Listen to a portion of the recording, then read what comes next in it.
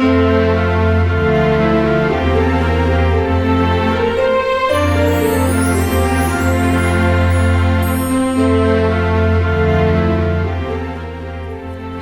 and welcome back to our 12 Days of Christmas Cards, Day 5. Today we're going to make a card using this Build-A-Plaid stamp set. And we are going to create a simple kind of a red buffalo checked background here.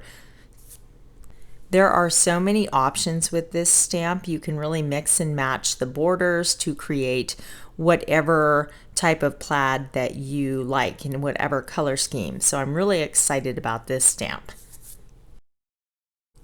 So I'm using my Misty stamping platform, and I just moved my cardstock up 4 squares on the grid paper, and that way I get a uniform space in between each stamped row. So the Misty is nice. If you don't get a clean stamped image, you can easily re-stamp it and it lines it up perfectly each time. But I'm going to show you here in a moment that you don't have to have this tool to achieve this look. So after I stamp going one direction, I will rotate my cardstock and then repeat the process to create my plaid background.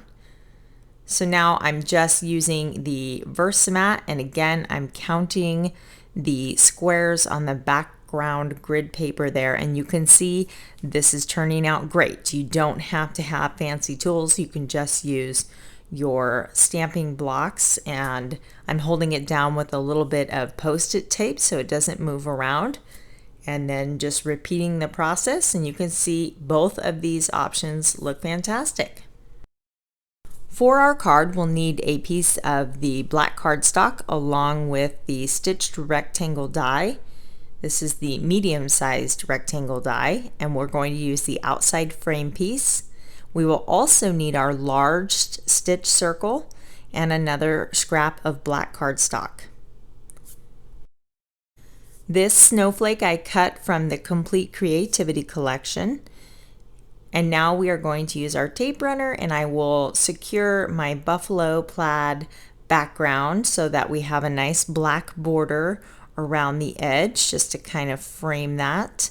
I'm going to use liquid glue for my stitched frame, and this will allow me to get it exactly where I need it, but also once you put it down on our page, you have or on our card, you have a little bit of time to wiggle it into place so that everything is nice and straight. Again, using the tape runner, I will attach my circle right in the center there, and then I will just put a little glue on our snowflake here, and then tack that down right in the center of our stitch circle.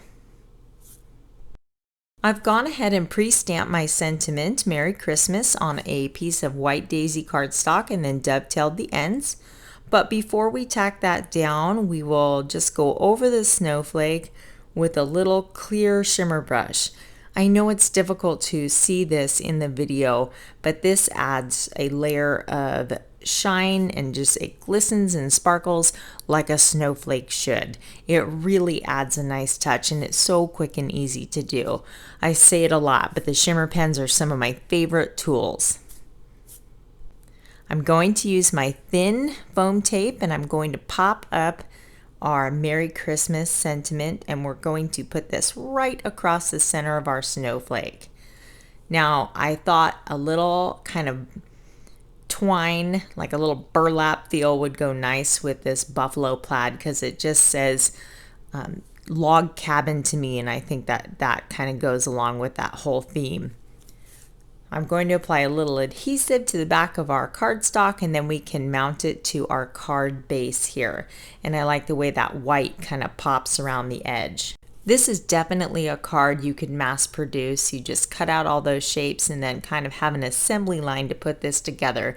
And I love it. Like I said, it just reminds me of a warm, cozy log cabin in the woods, and it's just all festive and done up for Christmas, and I just think it's a ton of fun.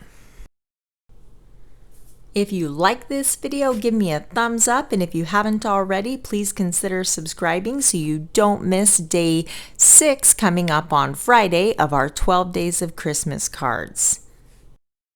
For more information, you can visit my blog at craftyconceptswitherin.com.